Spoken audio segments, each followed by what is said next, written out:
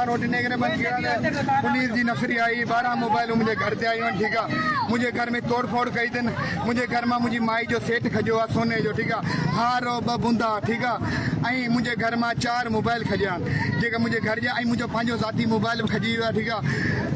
मुझे घर में 5 लाख रुपया खजिया जी पुलिस खजी खई ठीक है मुझे घर में तवा हली चेक करो तवा दिसो मुझे घर में तोड़ फोड़ थी पई है ठीक है मुझे घर में लेडीज पुलिस गिरी मुझे नालो इकरार सेना के मुझे कॉलोनी में रहंदा आयो भील कॉलोनी में रहंदो मुझे भागे पुलिस खनी हुआ मुझे भाग पुलिस खनी हुआ बिना जवाब पुलिस खनी हुआ चेदी दही मैनपुरी हलायो असा ये घर में को न माल निकतो न मनशाद निकती है न के शे सा ताल्लुक है ठीक है पाण 2 तेलियूं कारियूं खणी आहिनि असांखे अॼु उते रखी माना नाटक ठाहे मुंहिंजे घर मां मोबाइल खजिया आहिनि पैसा खजिया आहिनि असांजो मुतालबो त महिरबानी करे असांजा इंसाफ़ कयो वञे इन करे असां हिते वेठा आहियूं महिरबानी करे असां इंसाफ़ कयो वञे असांजे एसपी साईं सलीम शाह साहब रिक्वेस्ट आहे त महिरबानी करे आला इदारनि साहब असांजी रिक्वेस्ट आहे महिरबानी करे असांजा इंसाफ़ कयो वञे असांखे असांजो सामान वापसी करायो वञे असांजा इंसाफ़ कयो वञे महिरबानी पुलिस जूं घणियूं मोबाइल हुयूं पुलिस जूं तक़रीबन 12 मोबाइल हुयूं जंहिंमें एसएचओ हो डीएसपी भी हो अल्ताफ रिंद 15 भी हुआ तक़रीबन 12 मोबाइल हुयूं जेके असांजे मुंहिंजे घर में गिरियूं आहिनि मूंसां इहा हालत थी आहे महिरबानी करे मुंहिंजो IG सिंध खां DIG हैदराबाद खां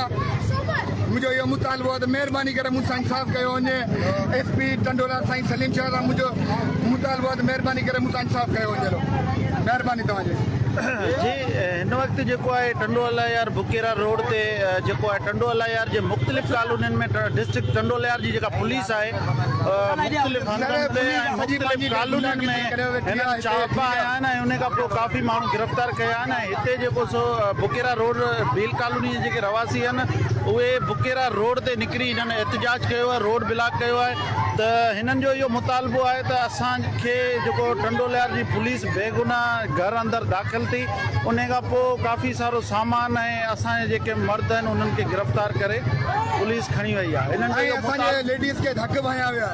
लेडीज़ के असांजे धक बि खाया हुआ आहिनि मर्द बि असांजे घर में गिरियो लेडीज़ बि असांजे घर में गिरियो अलमारियूं असांजे घर में टोड़ी वियो सोन खणी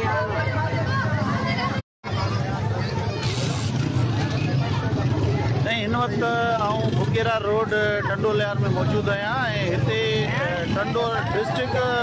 टंडोलियार जी पुलिस जो है हिते बुकेरा रोड के रवासियन जे घरनि ते जो छापो आयो है इन्हनि जो चवणु आहे त पुलिस चवे थी त असां मंशाद हलायूं था पर इन्हनि जो इहो चवणु आहे त असां मंशाद वग़ैरह नथा हलायूं पुलिस असांजे घरनि अंदरि जेको सो बेगुनाह छापो हणी असांखे गिरफ़्तार कयो आहे उन खां पोइ इन्हनि जो चवणु आहे त इन्हनि जो जेको क़ीमती सामान आहे घर अंदरि बि तोड़ फोड़ कई आहे इन्हनि जे लेडीज़ ते बि जेको सो धक ॿ कया आहिनि उन हवाले सां हिते कॉलोनी जा जेके रवासी आहिनि उहे बुकेरा रोड ते निकिरी इन्हनि रोड ब्लॉक करे एहतजाजी मुज़ाहिरो कयो आहे हे तव्हां ॾिसी सघो था